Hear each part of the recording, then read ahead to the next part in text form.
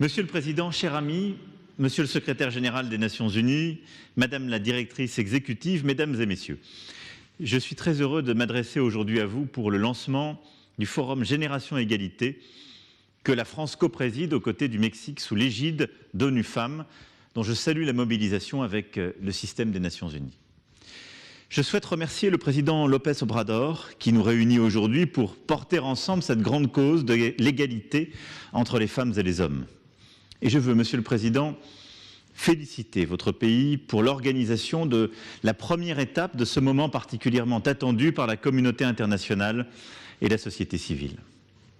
Grâce à la détermination commune de nos deux pays, qui portent fièrement une diplomatie féministe, nous y sommes.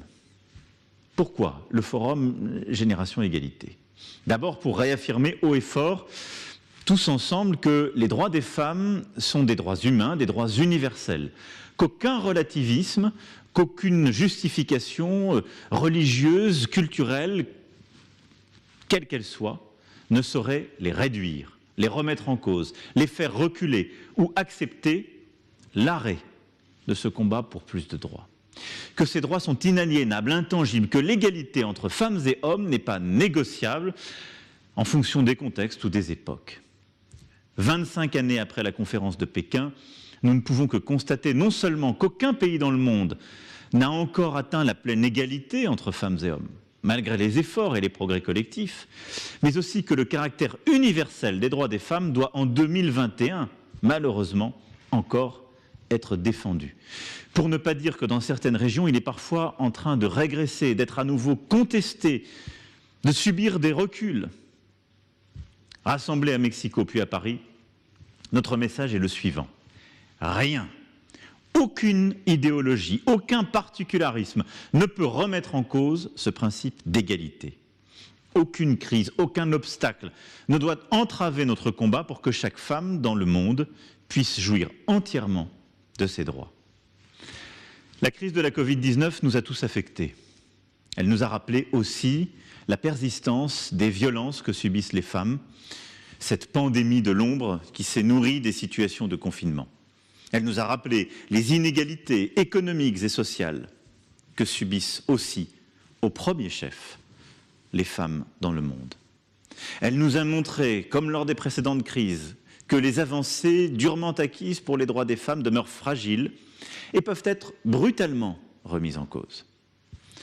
Nous avons constaté que quand l'adversité nous a frappés, les femmes ont été en première ligne, mais elles n'ont pas reçu la reconnaissance symbolique et matérielle qu'elles méritaient. Nous savons que sans action déterminée, la crise actuelle pourrait se traduire par une aggravation des inégalités avec des millions de jeunes filles supplémentaires déscolarisées, avec des millions de femmes perdant l'accès à la planification familiale, avec aussi des millions de femmes tombant dans la pauvreté, parfois la famine, parce qu'elles sont surreprésentées dans l'économie informelle qui a été la plus touchée par la pandémie et ses conséquences. C'est donc à ces défis que nous devons répondre.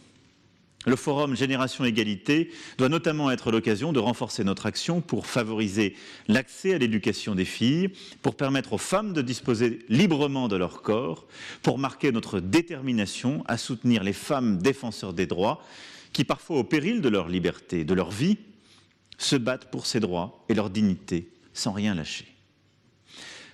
À Mexico comme à Paris, nous pourrons nous appuyer sur la mobilisation collective des gouvernements, mais aussi de la société civile, des entreprises, du secteur privé, des fondations philanthropiques, des organisations internationales.